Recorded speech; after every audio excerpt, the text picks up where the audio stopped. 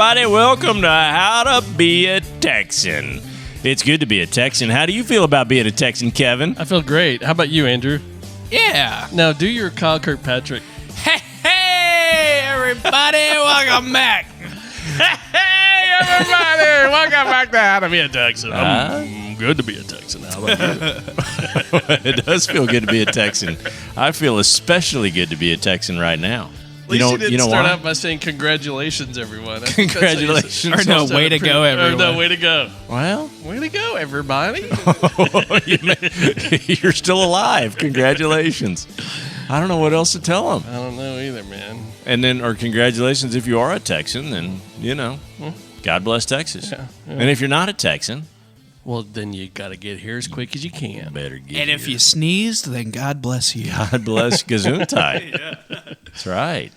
Okay, hey, so today we thought we would talk about winter in Texas. It's been cold this week, man. Winter is coming. Yeah. Right? No, it was here.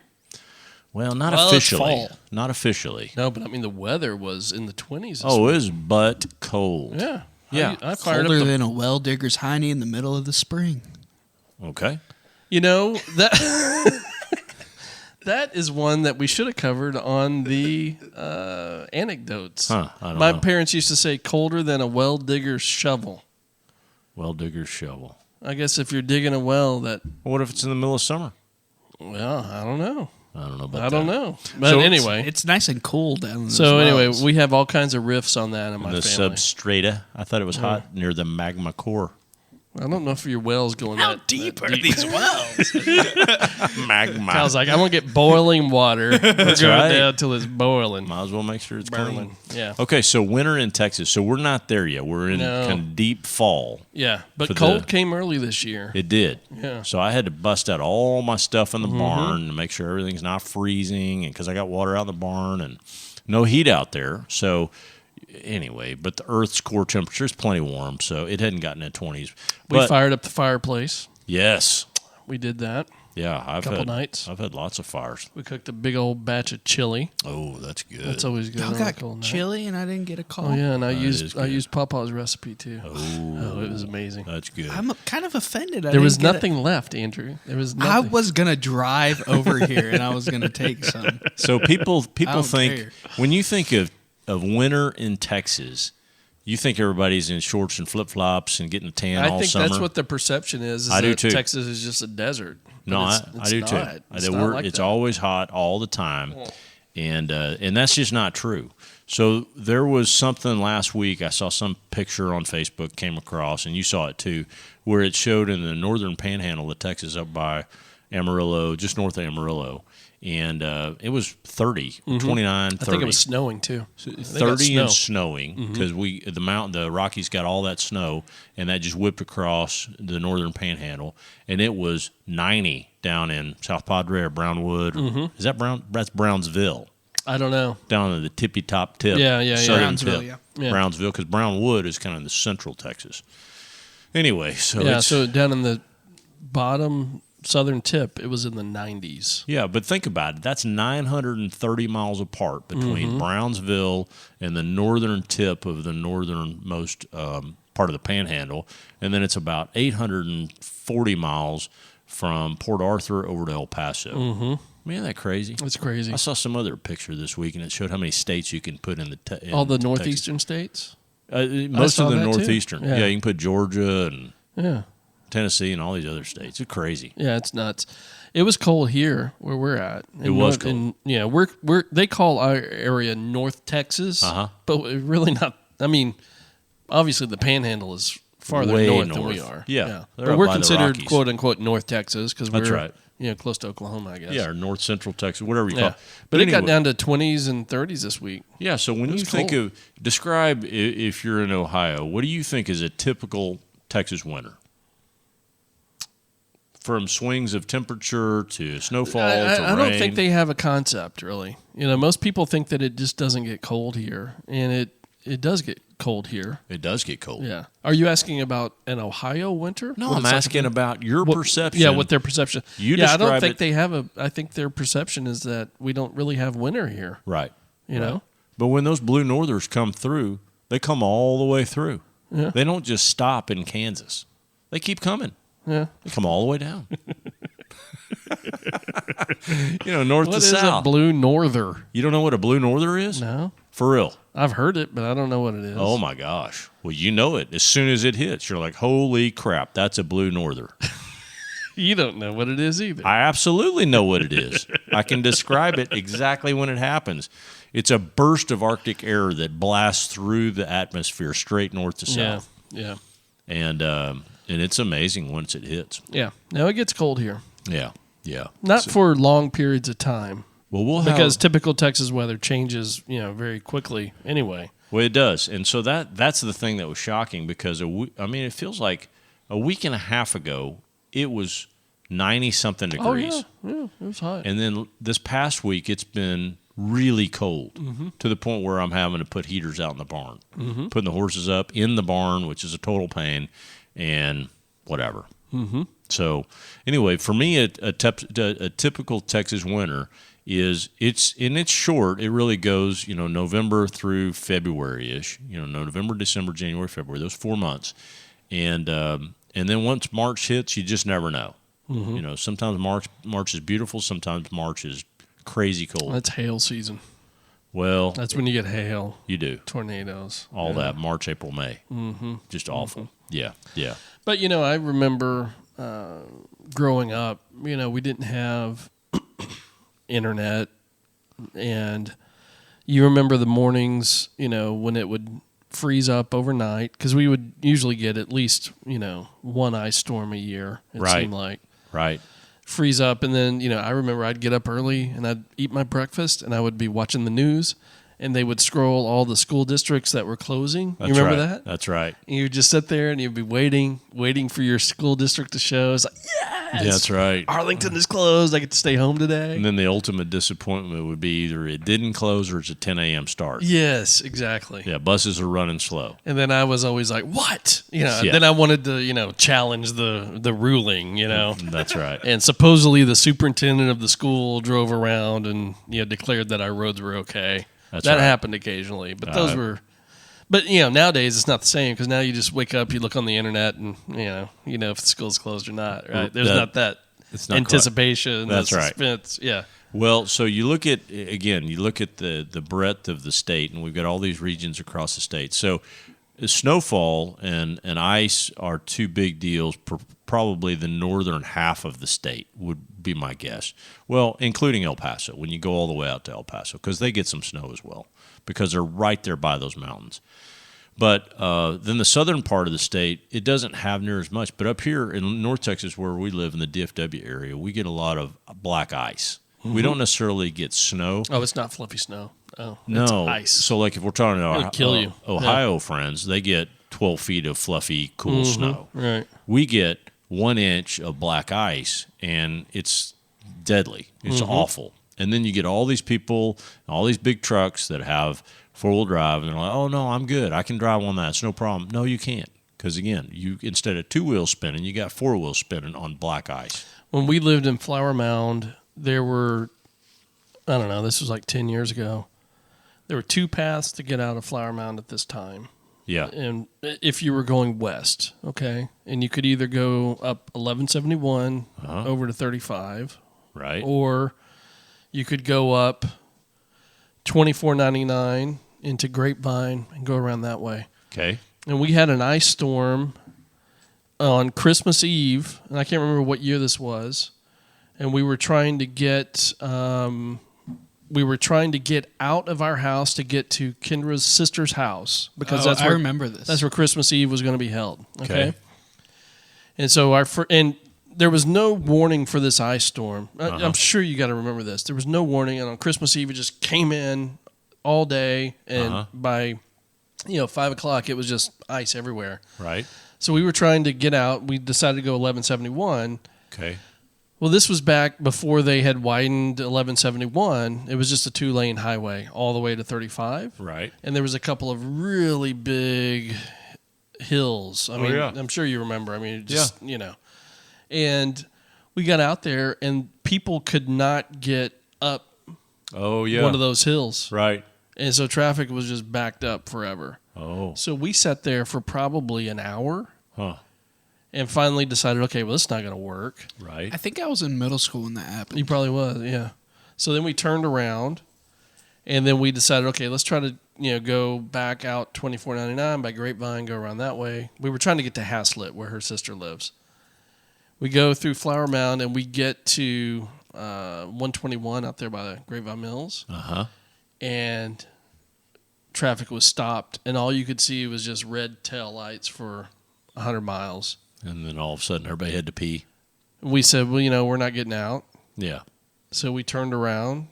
We literally could not get out of Flower Mound that night to get to Christmas Eve. It's terrible. It's crazy. So that's the kind of stuff we get here. You can't drive on it. No, you can't drive. And people who think they can drive on it end up in crash. the ditch. Yeah. They crash up against a guardrail or crash. So we went to Red Hot and Blue barbecue place, and that's where we had our Christmas Eve dinner that night because that's all the place we could get to. I do love their potato salad. It's not bad. I'll just say I was just wondering if you guys were like reverting back to cannibalism or something like that. No, it wasn't quite that bad. It's really awful had groceries. situation. No, Yeah.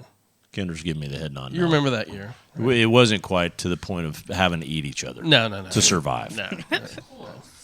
Well, it sounds terrible and terrifying. Well, the whole point is just you cannot drive, and it came in within 8 hours that day. Yeah. It went from being sunny the day before to a disaster. I'm kidding. It doesn't Yeah. sound terrifying. It just sounds like it's inconvenient. It is. Yeah, It is. inconvenient. Not cannibalistic, just inconvenient. Cannibalistic. Yeah.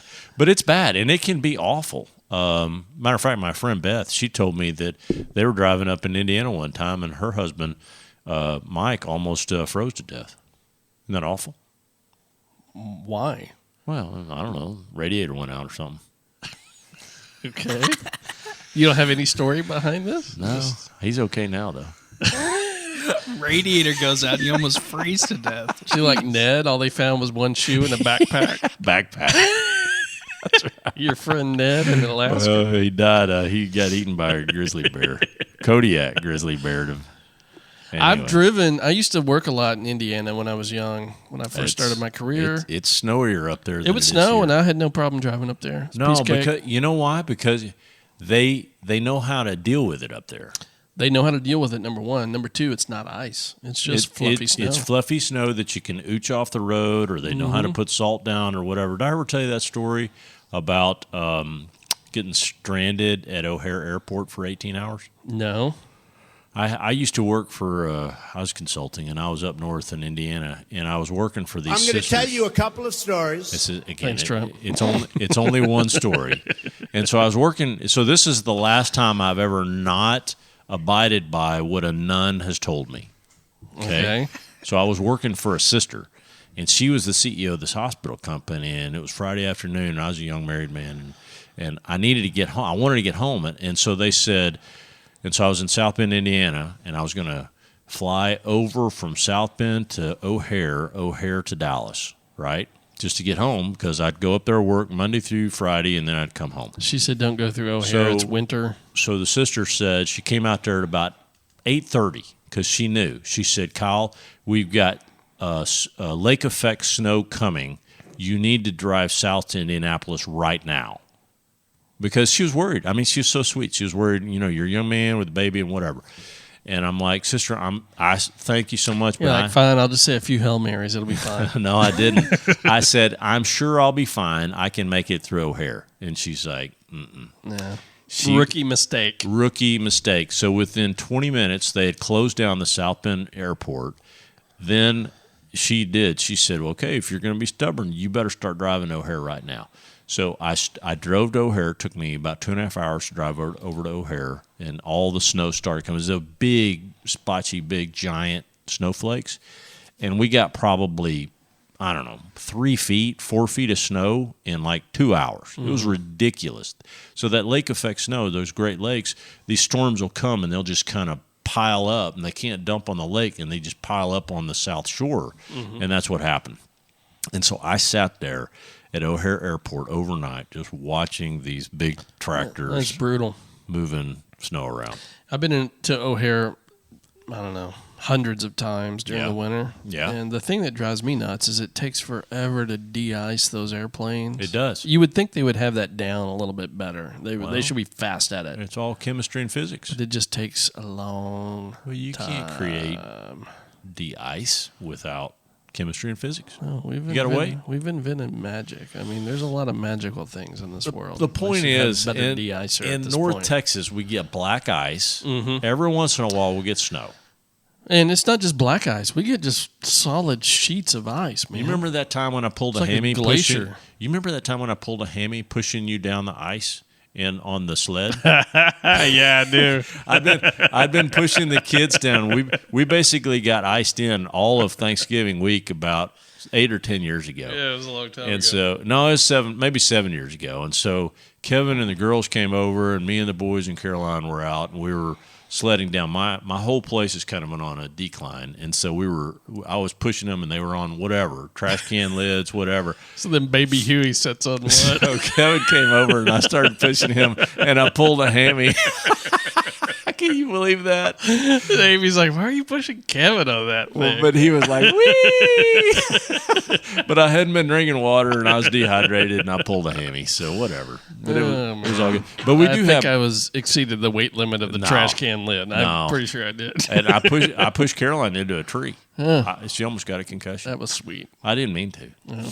Anyway, baby girl. So, okay, so there are a few articles that I thought we'd hit on about Texas winter. And the one that I really like is this Old Farmer's Almanac. And you and I have visited that before on our gardening episodes. And I love things. the Farmer's Almanac. I do too, because it tells you, the moon cycles. It tells you when to seed, when to plant, when to whatever. And as we learned, you should never get a haircut unless the moon is waning. So you should consult the Farmer's Almanac. There you go. I did not know that. But regardless, it is a great prognosticator. Now, a lot of people think it's hogwash, but it takes a lot of data into effect, and it's been taking data into effect since literally 1792. Well, literally, this is all you had before, the technology we have now, the internet and all this stuff. I mean, 100 years ago, what would you do as a farmer? How would you predict anything, right? So you had to consult the Farmer's Almanac. Yeah, and I think all they do is they had just taken data. Well, it snowed here an inch, or it rained here an inch, and it was this degree, or whatever, And I think they just keep all that in these manuals, and then they predict based on it all goes back to trends. the Aztecs, man. The Aztecs have predicted when the world will end. Based on their calendar. When is that? I can't remember the exact 2012. No, they were wrong. Oh, they got it wrong. Did I ever tell you? The Farmer's Almanac was based on all that science. Did I ever tell you I was in New York City? Amy and I were in New York City. It was the Mayan calendar. One day when I was in New York with you when the world was supposed to end. It was supposed to end, and we were there together. And you and Kendra must have been off because it was at 10 o'clock on that Saturday morning when the world was supposed to end. Right. Me and Amy were in some kind of goofy store, and Amy was looking around, and I didn't have anything to do, so I was just sitting there talking to this young lady that was working, and I said, well, are you ready? Because the world's going to end. And I was like, tick, tick, tick. And sure enough, it clicked right through, and I'm like, well, I guess maybe they didn't understand Eastern Standard Time. Right. Yeah, the Mayan calendar ends on December 21st, 2012. Oh, the Mayan calendar. I blamed okay. it on the Aztecs as the Mayans. Okay, well, I guess we're so okay for a bit. they missed it. Or either that or we're really pushing the envelope. Yeah, pretty hard. We're on the edge. Yeah. Okay, but it's regardless, like the expiration date on milk. Like, you don't know. But I remember you were like, hey, y'all want to go to New York on this trip? And I'm like, I don't care. The world's going to end that weekend anyway. That's so right. Why Might not? as well. Yeah. Might We'll as just well. leave the kids behind and, spend New York. Yeah. I think that was our theory. I think that's pretty much what we said. And that's when you rode your bike shorts around all through the subways in New York. Yeah, that was fun. That was awesome. That was awesome. But anyway, this Farmer's Almanac is fantastic. And what it says, and so even for 29, so we're in November of 2019 when we're recording this. So if you're listening to this 5 years out, hey, we're back in November 2019. So this predicts out 3 years. And so for this winter, it's talking about us having... Do you think 1,000 years from now, somebody will find these old podcast episodes and, podcasts will be like an ancient artifact? Like bloodletting? No, just Yes. like how they find these stone tablets. Oh, yeah. From I think 1,000 so. years ago. Yeah. These two dorks. Yeah. So this could be people could be listening to this 1,000 years in the future. I would think the likelihood of that would be about as high as me finding a file on a 3.5-inch floppy disk from 1984. I'm just saying. It's probably pretty unlikely. You don't have your floppy disk from 1984? No. What are you, irresponsible or something? What? My atmospheric pops and whistles. For some reason, I just thought of that. So anyway, the Farmer's Almanac has predicted. Andrew's like, what's a floppy disk? I know what a floppy disk is. Are Well, you kidding me? I used floppy disks in elementary school. Oh, you did? Yeah. Okay. Sorry about that. I started out with 5 1/4. 5 Those 1/4 were actually floppy. They truly were floppy. But the 3.5 were not floppy. Yeah. They were very rigid in their construction. No, they weren't floppy at all. So But the floppy disk was inside of the rigid one, right? It was, yeah. So what the Farmer's Almanac calls for I know. is 5 1/4 was is a relatively cool winter for Texas with moderate rain and temperatures. So here we go. We're going to average in November 55 degrees, precipitation of 3 inches. Then December we're going to average. This is for this year. We're going to average in December 54 degrees, precipitation 2 inches, a little bit below. And then it just keeps going, and it tells us pretty much what to expect day by day, month by month, which is really nice. How Are we going to accurate is get it? any snow this year? Yeah, we're going to get some snow. Have they factored in, climate change and all this other crap that's going on? Yeah, they've factored all that in. Factored all that into Down to the Farmer's T. Okay. I'm kidding. Well, Kendra's stepdad was a meteorologist, like a legit meteorologist. Oh, I hope he was better than the Galveston guys. Oh, much, yeah. He Yeah. was good. And so, They killed everybody. well, yeah, I know. He was a legit meteorologist, and he would, anytime we needed to know what was going on with the weather, we just called Papa Don. You know Papa Don. Oh, yeah. Yeah. Yeah. He would walk outside, look at the sky. I mean, and he taught the kids all about clouds and different types of clouds. But there's a whole lot of science into There's a lot of science. weather prediction, and we're still not really good at it, I don't even think given so. all the stuff we have. I don't think we're very I don't know good how at all. accurate the Farmer's Almanac is on predicting the weather. I think they take an amalgamation of what has happened in the past, and they're saying, here's a median of kind of what's happened in the past for this day, for this region. and Yeah. Good luck. Yeah. Now, the one thing that I do think is right is to be prepared for in Texas a polar coaster. I like that term. I didn't make it up. This was the Houston News people that made this up. Prepare for a polar coaster because the weather goes, again, if you're not happy with the weather in Texas, wait an hour. It's the same kind of thing. Now, it's not as violent in the winter. Now, in the summer, it's pretty violent. We'll have a cold snap that comes, and it can go from 100 to 60 or vice versa. Now, usually in the summer, it's just 100 degrees flat out. For Well, 3 every once in a months. while, we'll have a little spike, and it'll go down to Yeah. the 70s or It's whatever. usually fall and spring where it gets all Yeah, I think it's dodgy fall like where that. it's kind of sketchy. Right. But in the And winter, spring. Now, what happened with me 3 years ago was we had an unbelievably warm winter, and especially a warm December, and it killed all my bees.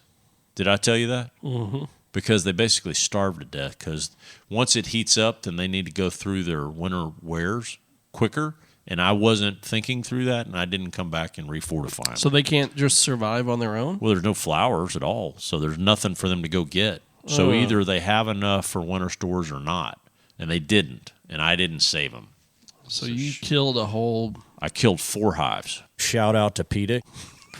Sorry, PETA, but I absolutely killed them. So I'm going to be more responsible this year. If we have heat waves, I'm going to be prepared. Right? So...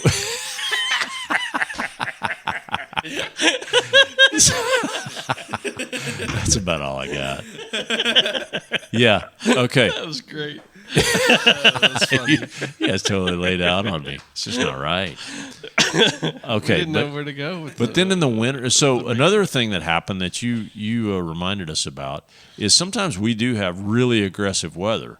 And the opening year of Jerry Jones Cowboy Stadium, we had one of the biggest ice storms that we've had in a long time. Isn't that right? I mean, yeah. So, we could never have the Super Bowl in Dallas Yeah, because it was butt cold, and we had the Texas Stadium with a we had hole in the with middle. the hole in the roof, right? And you couldn't keep it, so if it was cold, everybody was freezing. The average temperature to even host the Super Bowl has to be, I think, on average above 70. Oh, really? Yeah. I didn't know that. And so we could never achieve that here. Right, because it's butt cold. Yeah. And so part of the business case for, the new stadium was, hey, we can have a covered roof, we can open and close the roof, we can bring the Super Bowl in here, create lots of economic activity. The first Super Bowl was in 2011, and we had a massive ice storm that came in like the week before. Yeah, it was huge. It was just huge.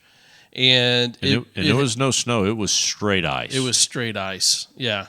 And and what happens there, and sorry to go on a side, but it basically starts raining at about 34, 33 degrees, and then it dips. So you get all this rain, so then it sleets, and then it continues to sleet, and it turns into from rain to sleet, and then it just goes sub-freezing, and it all freezes over. Yeah, it's terrible. And the thing is, we have even if it's below freezing, right?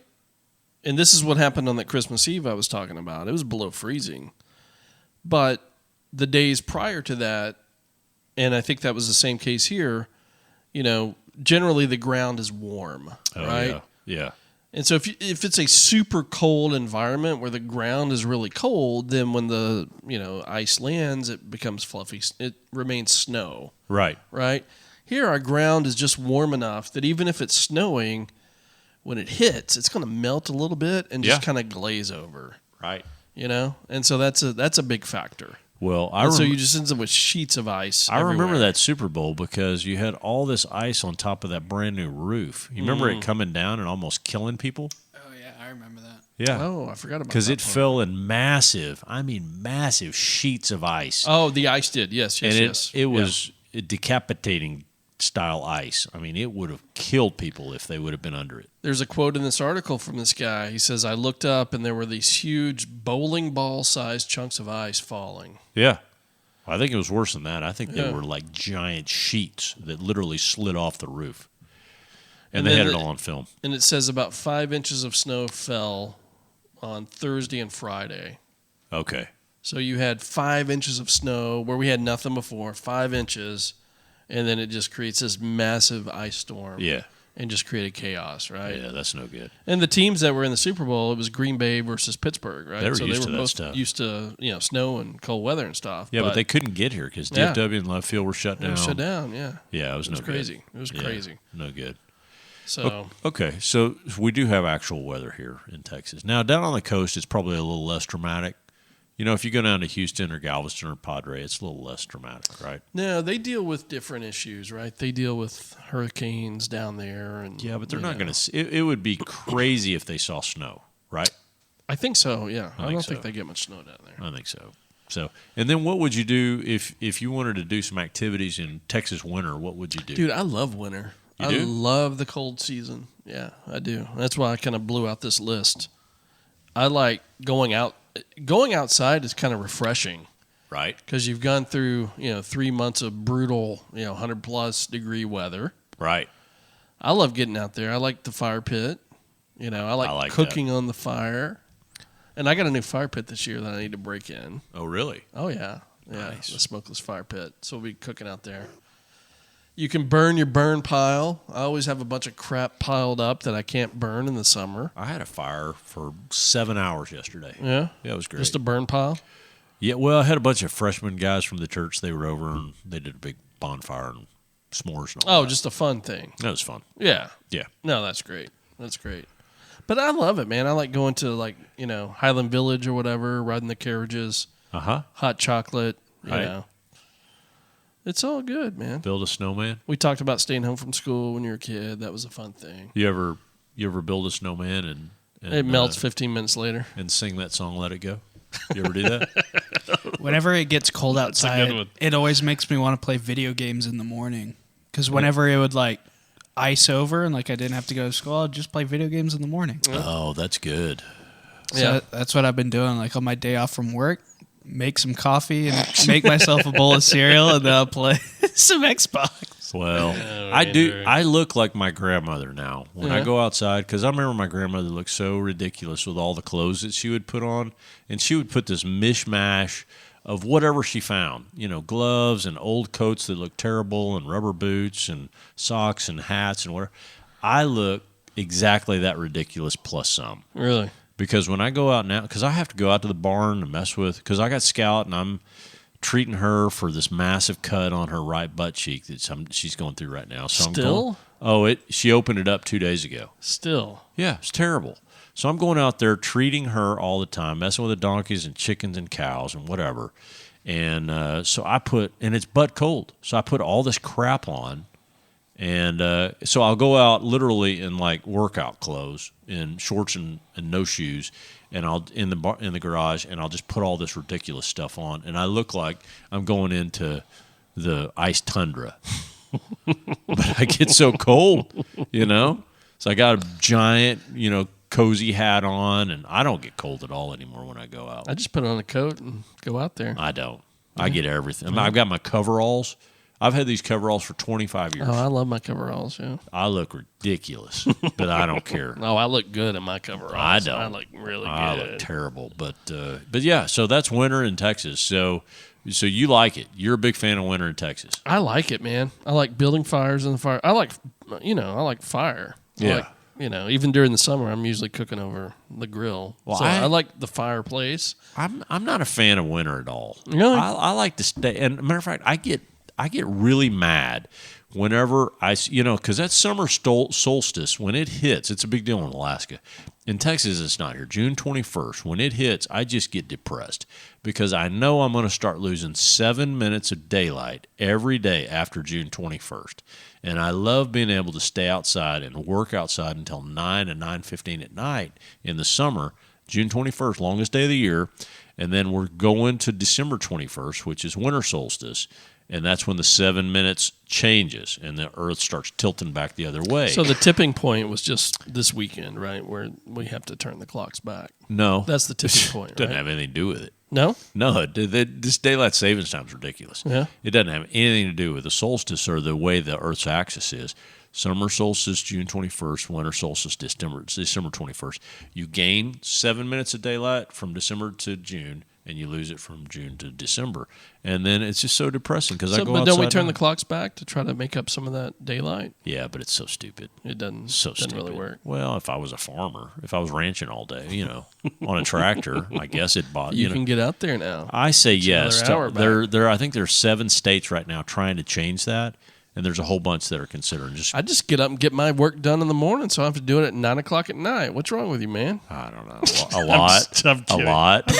I'm drinking coffee all morning. I have a lot wrong with me. Diddly squat. Yeah, but I don't care, and I am not a fan of this daylight. I'm like, just pick a time. I think daylight savings time is stupid. I think it's stupid. Yeah, it's just, ridiculous. Just be done with it. Yeah. Just pick a time, do it, and I'll deal with it the rest of the year. I do like cold weather, though. I think I like it's cold the weather. fireplace. It's, it's Thanksgiving and Christmas. And it's football season. I love football. Well, you and I enjoy Friday Yeah. night football, going out cold and watching football and enjoying all this. So, there are parts that I like, but and I get just dog tired of it being just a sweat fest all the time. Mm-hmm. So it's a nice break. Yeah. And then all of a sudden, sweat fest will be here again. Yeah. We'll go through hail season first. And tornadoes, Yeah. hurricanes, and whatnot. And we have horrible weather here. Sinkholes. You see all those sinkhole things I Yes, I send know. you? I told you, man. Yeah. I told you. So all these things come across the news thing. The earth is just going to open us up, swallow us all up. So if you don't remember, it's like episode, I don't know, whatever, weather. Yeah. We were talking about terrible Texas weather patterns. Yeah. And I asked Kevin at one point, I said, what's your most feared thing? And he said the most ridiculous thing. He said, a sinkhole. It was just a gag, I know, but it stuck in my brain. And sure enough, now you got all these sinkholes that pop up all around the country. I predicted it, man. I should work for the Farmer's Almanac. Oh, God. I don't think so. I can predict all this. I don't think so. I think that's terrible. I predicted the sinkhole trend. Oh, gosh. All right. Well, hey, thank y'all for listening to our ramblings on winter in Texas. It's cold out there. Wrap up, bundle up, build a fire, give us a review. All right, Adios. see you later. Bye.